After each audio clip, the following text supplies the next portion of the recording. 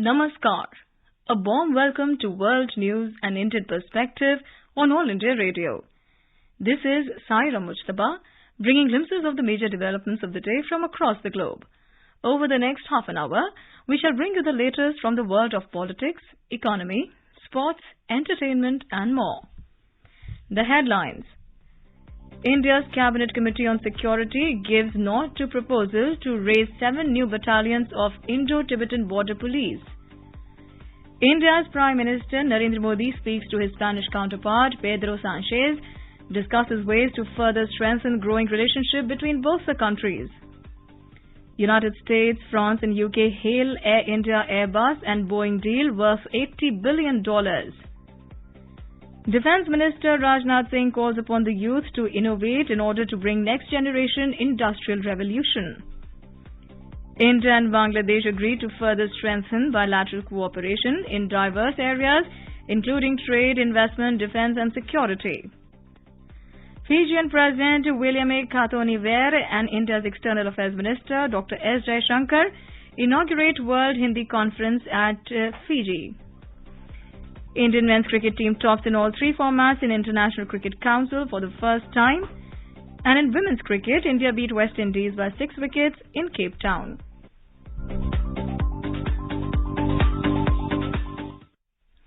And now the news in detail. India's Cabinet Committee on Security has approved a proposal to raise 7 new battalions of Indo-Tibetan Border Police (ITBP). Briefing media in New Delhi, Information and Broadcasting Minister Anurag Singh Thakur said that the approval has also been given for setting up of one sector headquarters of ITBP. He informed that 9,400 personnel will be recruited under this decision. The Government of India has also approved the construction of Shinku La Tunnel to provide all-weather connectivity in Ladakh.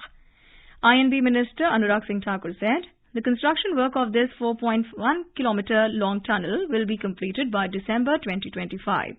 He said the total expenditure on this project will be 1,681 crore rupees.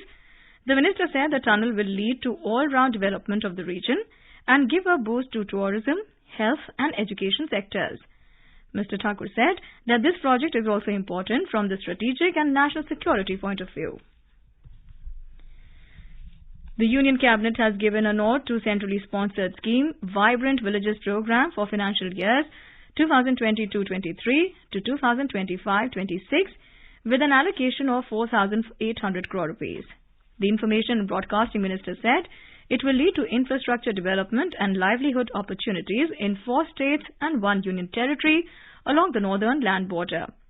These include Himachal Pradesh, Uttarakhand, Sikkim, Arunachal Pradesh and Union Territory of Ladakh. The Government of India has approved strengthening the cooperative movement in the country and deepening its reach up to the grassroots. INB Minister Anurag Singh Thakur said initially 2 lakh multi-purpose primary agricultural credit societies (PACS), viable dairy cooperatives and fisheries cooperatives will be established in each uncovered panchayat.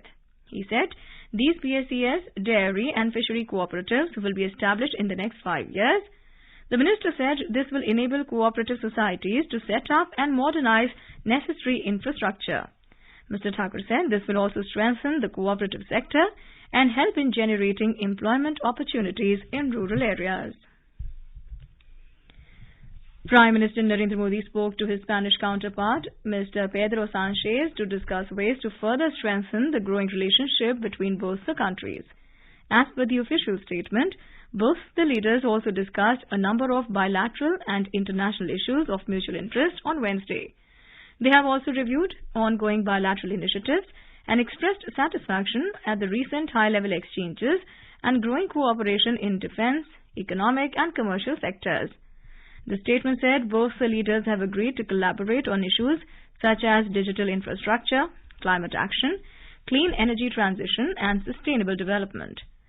Prime Minister Modi also briefed his Spanish counterpart on India's priorities for G20 presidency, oriented towards working to promote oneness based on the theme of Vasudhaiva Kutumbakam, One Earth, One Family, One Future. Meanwhile, Prime Minister Sanchez has extended full support to India's initiatives under its G20 presidency. Earlier in a tweet, Mr. Sanchez said that India and Spain have agreed to continue strengthening the bilateral relations, especially in areas of economy and trade. US President Joe Biden, UK Prime Minister Rishi Sunak, and French President Emmanuel Macron have hailed the Air India, Airbus and Boeing deal worth $80 billion. Tata Group-owned Air India announced on Tuesday that it will buy a total of 470 aircraft from aviation majors Airbus and Boeing. The deal is Boeing's third biggest sale in terms of order. Welcoming the mega deal, US President Joe Biden said that the landmark deal will create up to 1 million jobs across 44 states in the United States. French President Emmanuel Macron stressed on the strategic partnership between India and France and said that the Air India Airbus deal marks a new stage in India-France relationship. In a tweet, French President also thanked Prime Minister Modi for the confidence in France and French industry.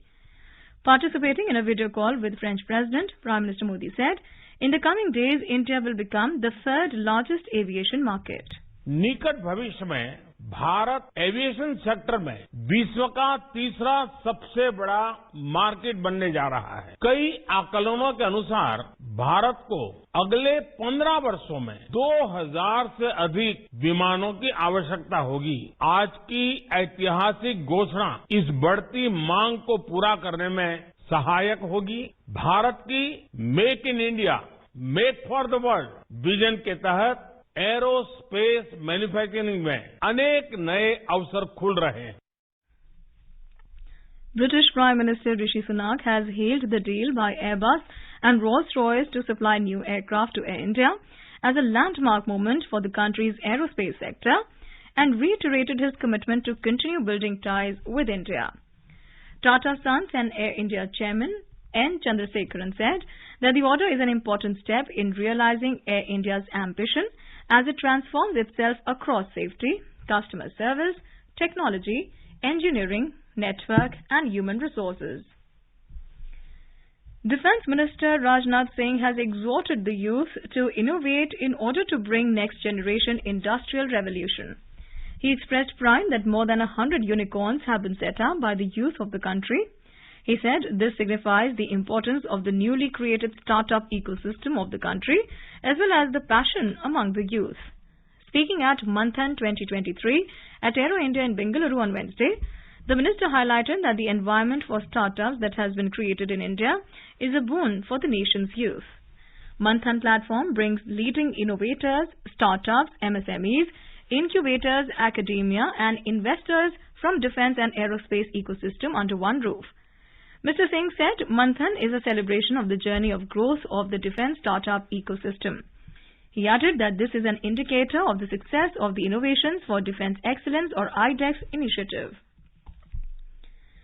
India's overall exports in the current financial year during April to January is estimated to exhibit a positive growth of 17.33% over the same period last year. Commerce and Industry Ministry said the merchandise exports for the April to January 2022-23 were over $369 billion as against over $340 billion during the same period last year. The ministry said the country's overall exports in January this year are also estimated to be over $65 billion, exhibiting a positive growth of over 14% over the same period last year. All agricultural commodities exports barring coffee have shown positive growth. Exports of electronic goods have also increased by more than 50% during January this year. As India's domestic demand has remained steady amidst the global slump, overall imports in April to January 2022-23 are estimated to exhibit a growth of over 22% over the same period last year. The ministry said global growth is projected to fall from an estimated 2.4% in 2022 to 2.9% in 2023, while India continues to shine as a bright spot with a growth of 6.8% in 2022 and 6.1% in 2023. In today's Hotspot section, we bring you a news commentary. India's role in ensuring world food security. The basic concept of food security globally is to ensure that all people at all times should get access to the basic food for their active and healthy life, and is characterized by availability, access, utilization and stability of food. Over the years, changing climate, growing global population, rising food prices and other environmental aspects have created an impact on food security. Prime Minister Shri Narendra Modi, in his statement at the United Nations Sustainable Development Summit in New York on the 25th of September 2015, strongly affirmed India's commitment to Agenda 2030 and the Sustainable Development Goals or SDGs.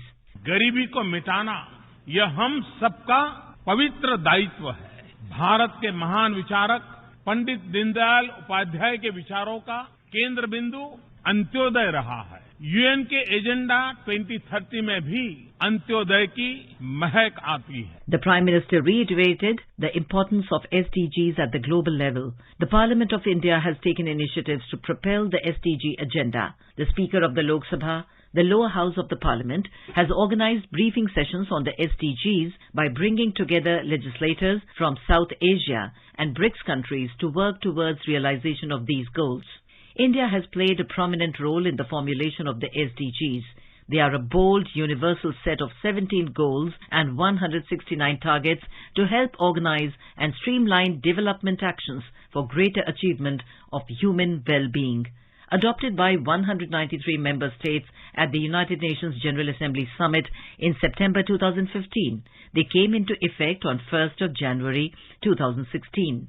SDG 1 aims to end poverty in all its forms worldwide.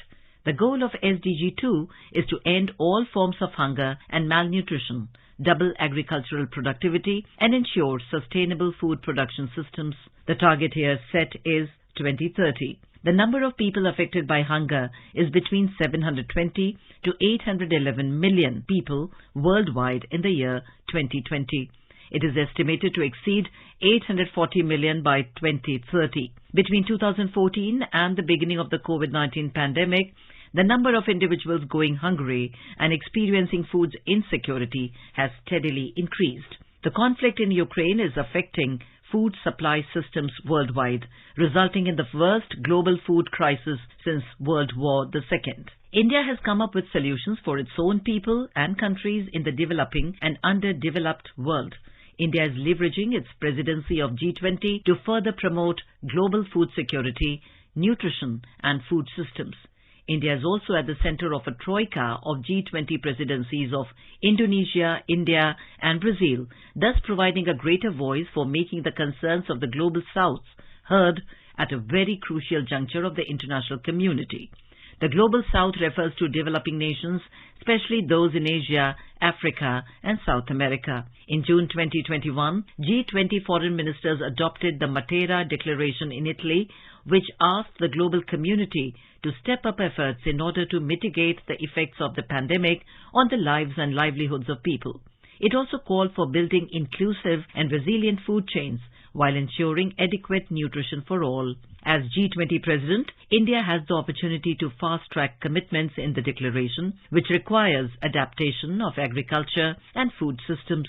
India has provided 1.21 lakh metric tons of food grains as humanitarian aid to Afghanistan, Bhutan, Madagascar, Mozambique, Comoros and Timor-Leste. Under the PM Garib Kalyan Anna Yojana, over 11 crore 18 lakh metric tons of food grains were allocated to states and union territories. Free food grains at 5 kilograms per person was distributed to over 81 crore 35 lakh people under the National Food Security Act or NFSA. The India-led UN Declaration of the year 2023 as the International Year of Millets has focused on smart foods and nutrition and healthy food systems to be globally recognized. The Prime Minister touched upon raising awareness to create millet mindfulness and highlighted the tremendous role that institutions and individuals can play. Individuals can make health-conscious and planet-friendly choices by making millets a part of their diet. In India, millets are primarily a kharif crop requiring less water and agricultural inputs. Millets are more important by virtue of its mammoth potential to generate livelihoods, increase farmers' income and ensure food and nutritional security all over the world. The theme of India's G20 presidency, Vasudhaiv Kutumbakam, or One Earth, One Family, One Future, has been the guiding principle in supporting several developing economies in their times of need. India has a vast and varied experience in understanding the financial needs of the agriculture sector. India is ever conscious of its role and is working with like-minded countries in alleviating food security challenges, both in terms of affordability and access to food grain.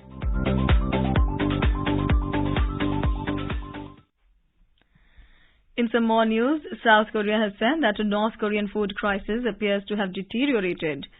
Earlier, a newspaper had reported that North Korea had cut rations to its soldiers for the first time in more than 2 decades. Referring to a North Korean state media report this month about plans for an urgent ruling party meeting on agriculture, South Korea's Unification Ministry said that North Korea has effectively acknowledged serious food shortages. North Korea has over recent decades suffered serious food shortages, including famine in the 90s, often a result of natural disasters such as floods damaging harvests. The isolated country is under strict international sanctions over its nuclear weapons and ballistic missile programs. This is All India Radio giving you the world news. India and Bangladesh have agreed to further strengthen the ongoing bilateral cooperation in diverse areas, including the Government of India-funded concessional lines of credit (LOC), trade and investment, connectivity, power and energy, defence and security, and people-to-people ties.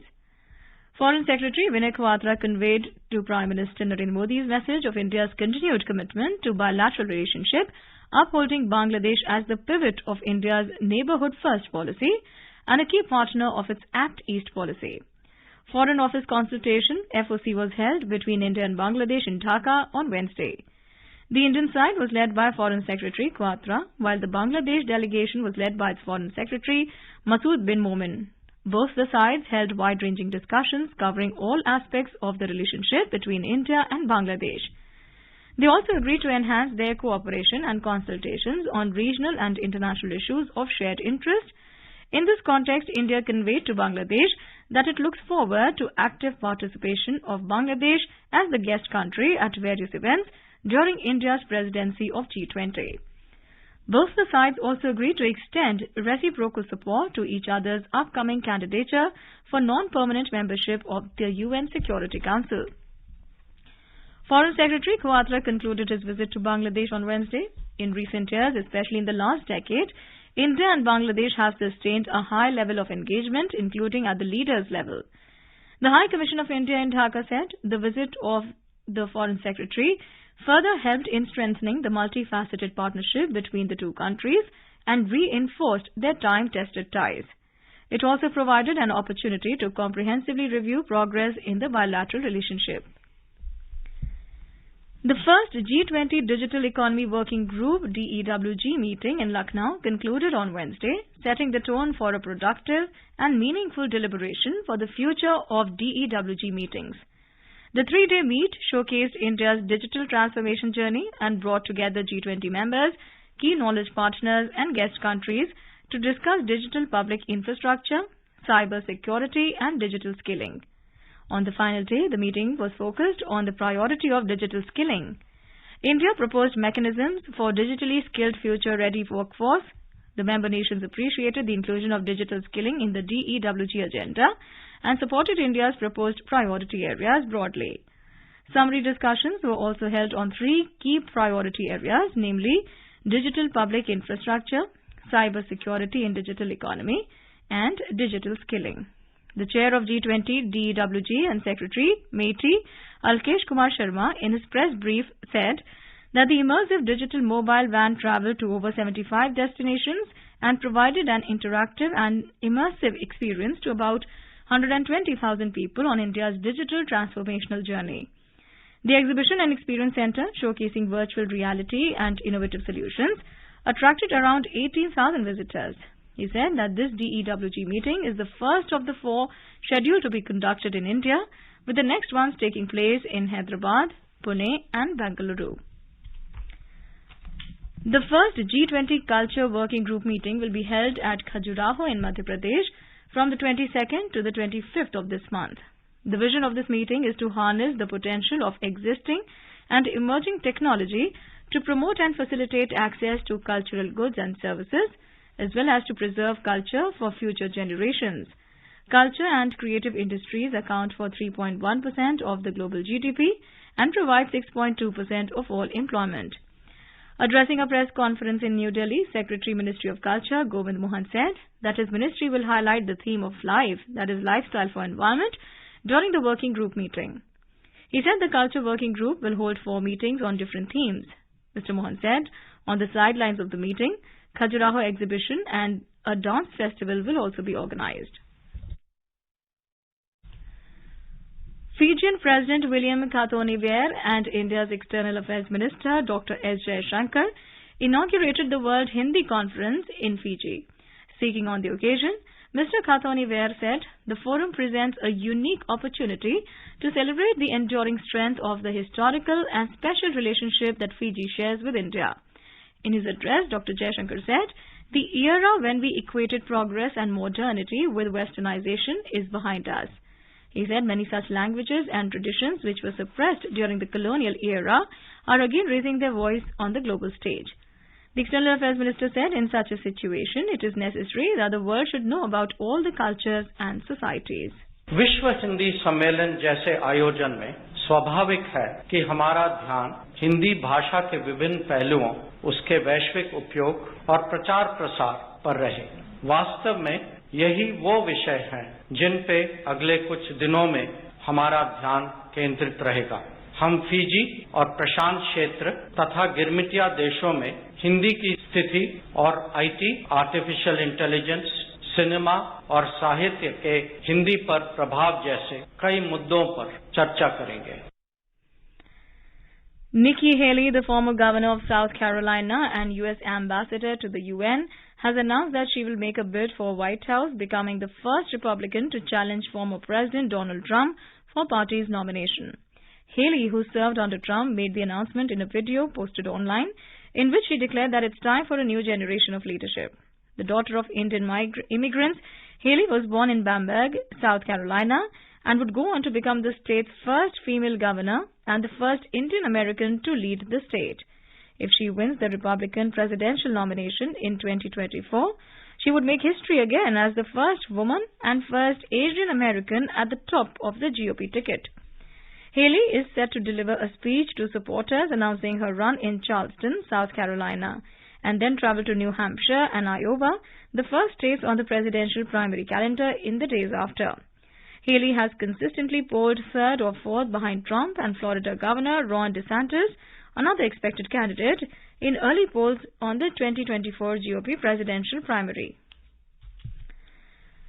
Bangladesh Prime Minister Sheikh Hasina has said that the next general elections in the country will be free and fair, reports the official news agency BSS.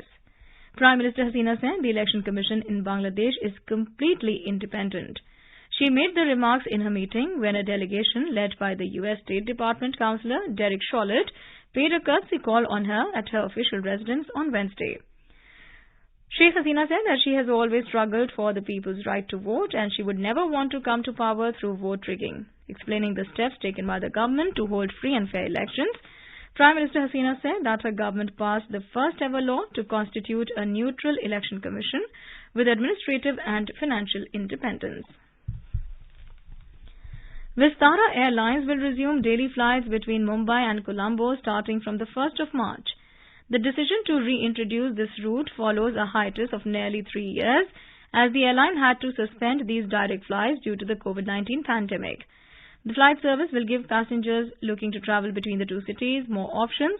Vistara Airlines is operating as a joint venture between Tata Sons and Singapore Airlines since January 2015. Connectivity between the two countries have been the focus, with resumption of Jaffna-Chennai flights in December 2022. A passenger ferry service is also to start operation soon between Kanke-Santurai in Jaffna and Karaikal. And now some news from the world of business, a report. Sensex climbed by 243 points, a 0.4% to finish at 61,275. Nifty 50 also surged by 86 points, a 0.48% to settle at 18,016. Among global stock markets, Asian shares ended down. South Korea's Kospi declined by 1.6%. Hong Kong's Hang Seng fell 1.5% and Singapore's Straits Times Index slipped 1.1%. Japan's Nikkei 225 and China's Shanghai Composite Index both lost 0.4% each. European shares are mixed in intraday trade. Oil dropped for a second day as an industry report pointed to ample supplies in the US, and expectations of further interest rate hikes sparked concern over fuel demand and the economic outlook. In intraday trade, crude prices fell more than 0.5%. Brent crude was trading at $85.15 per barrel. Arjun Chowdhury for World News, All India Radio. On to sports now. In cricket, India have become the number 1 ranked team in all formats after they displaced Australia to take the top spot in the ICC Test rankings. This is the first time India have achieved top ranking in all the 3 formats at the same time. India is already the top ranked team in T20Is and ODIs. India achieved this feat after beating Australia by an innings and 132 runs in the first test of the Border Gavaskar Trophy in Nagpur. India currently have 115 rating points, followed by Australia with 111 rating points. India will still need to beat Australia in the next test in New Delhi to hold on to the top spot and strengthen their chances of qualifying for the World Test Championship final, which will be held in England in the month of June this year. In Women's T20 World Cup, India defeated West Indies by 6 wickets at Newlands Stadium in Cape Town. India comfortably achieved the target of 119 runs, losing 4 wickets in 18.1 overs. For India, wicketkeeper Richa Ghosh was the highest scorer, who made 44 runs off 32 balls and remained not out. Earlier, West Indies scored 118 runs for 6 wickets in 20 overs on Wednesday evening. Claiming 3 wickets, Deepti Sharma became the first Indian cricketer to reach the 100-wicket landmark in T20 internationals. She was declared the player of the match. And now let's take a look at the major developments around the world as reported in the foreign press. The Financial Times writes, China's elderly protest against health insurance reforms. South China Morning Post writes, NATO boosted by Ukraine war, but China remains major concern for US, think tank says. Le Monde writes, White House remains tight-lipped over UFOs shot down in US and Canadian skies. The Washington Post writes, militants in Iran identified as Al-Qaeda's probable new chief in UN report. The Globe and Mail reports Scottish leader Nicola Sturgeon to resign over gender law controversy. The Guardian says political aides hacked by Team George in run-up to Kenyan election. And the Japan Times reports Omicron variant thought to be milder can increase the risk for diabetes. A quick look at the headlines once again. India's Cabinet Committee on Security gives nod to proposal to raise 7 new battalions of Indo-Tibetan Border Police. India's Prime Minister Narendra Modi speaks to his Spanish counterpart Pedro Sanchez, discusses ways to further strengthen growing relationship between both the countries. United States, France and UK hail Air India, Airbus and Boeing deal worth $80 billion. Defence Minister Rajnath Singh calls upon the youth to innovate in order to bring next generation industrial revolution. India and Bangladesh agree to further strengthen bilateral cooperation in diverse areas including trade, investment, defence and security. Fijian President William Kathoniver and India's External Affairs Minister Dr. S. Jaishankar inaugurate World Hindi Conference in Fiji. Indian men's cricket team tops in all 3 formats in International Cricket Council for the first time. And in women's cricket, India beat West Indies by 6 wickets in Cape Town. And now before we end, let us listen to Mahatma Gandhi's favorite bhajan, Vaishnav Jan, by artists from Ghana.